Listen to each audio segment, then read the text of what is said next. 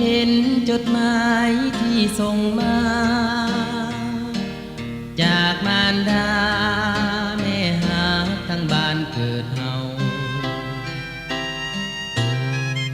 จิตใจตื่นตันมือสั่นยื้อเอาส่งจดหมายอย่างสุดทนอเนื้อในจดหมายเขียนยังไงได้แม่ถามสบายลูกหาที่แม่ห่วงใย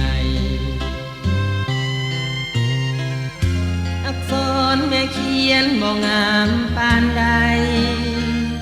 แต่มีความหมายยิ่งใหญ่ไพศาลลูกยังจดจำยามลูกจากลามารดาคนดียังถือหนังสือ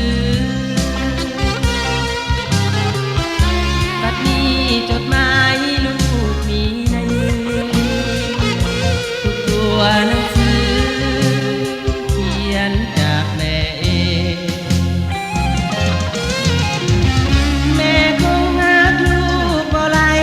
ล้านแม่จึงขยันทำเพียรเขียนเก่งภาษาศึกษาเหมือนดังบทเพลงที่บรรเลงความรักแม่ลูกเอ่ย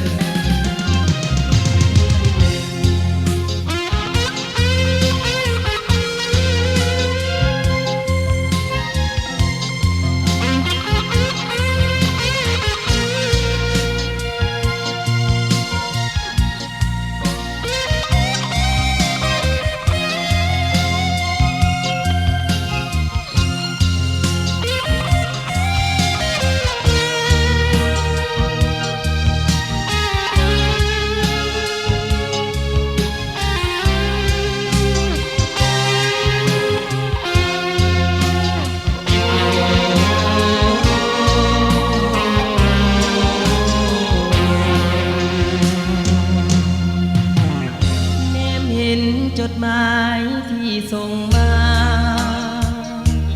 จากมารดาแม่หาทั้งบ้านเกิดเฮาจิตใจตื่นตันมือสั่นยื้อเอาส่งจดหมายอย่างสุดทนอ